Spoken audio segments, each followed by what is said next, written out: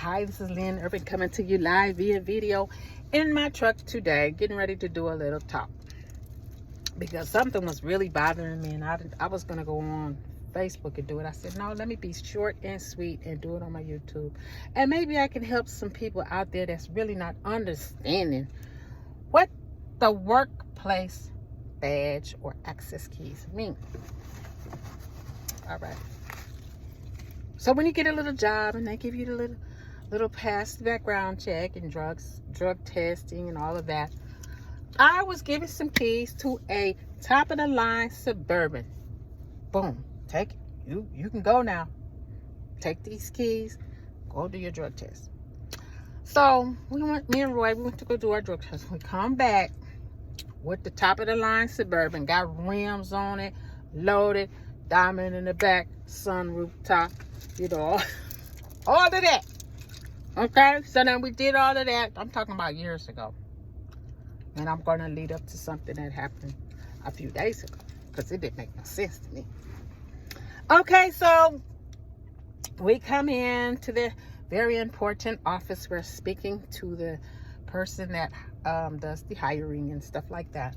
And then when you're done with all of the process of what they want you to do, all of the process, getting a job, I'm talking about years ago, you get one of these.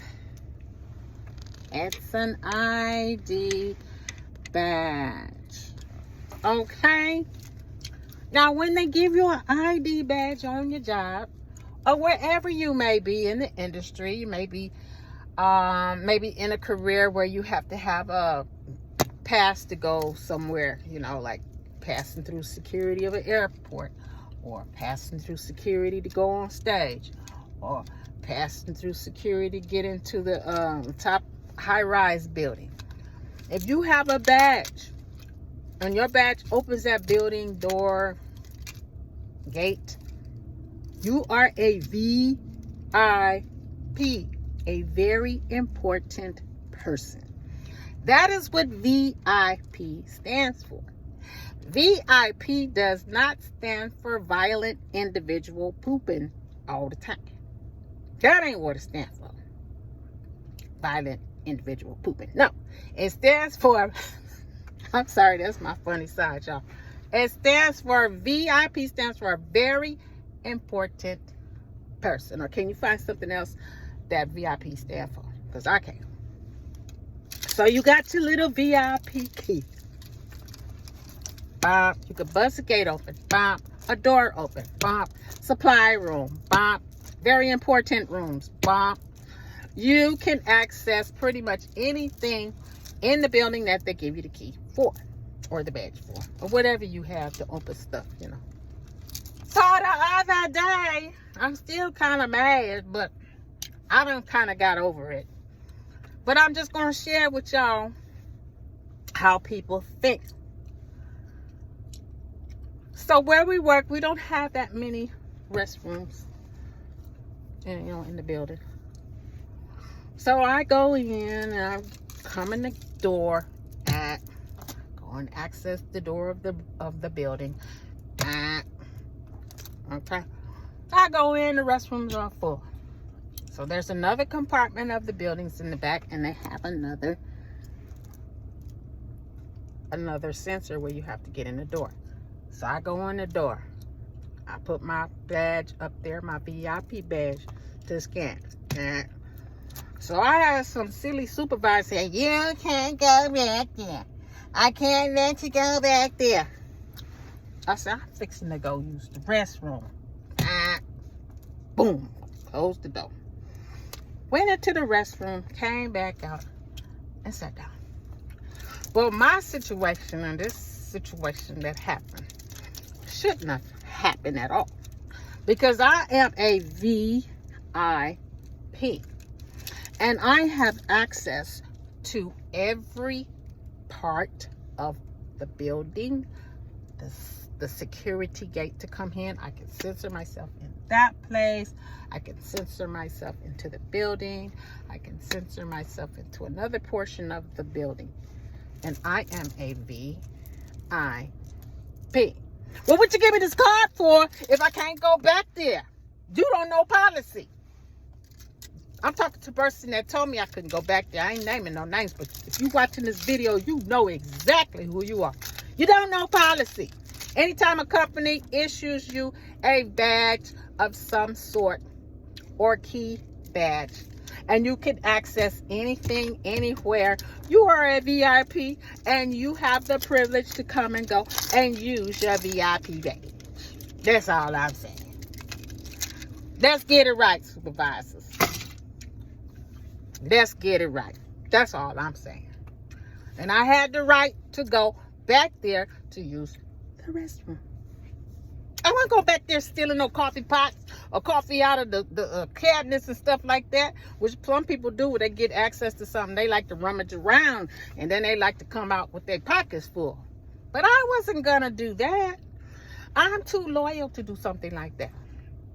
So let me tell you guys, let me rewind all the way back to when I had first started working. I got fresh, getting ready to get out of college. And I had this job, okay? And I was working dealing with plastics. At that time, they had the digital clocks, you know. So, make a long story short, because I'm up to 6 minutes. My supervisor then told me, he said, can you do something for me? He was noticing I was coming to work every day. I was coming to work early. I was doing my job. I was completing all of my assignments. So they had a little break. And you know what he told me?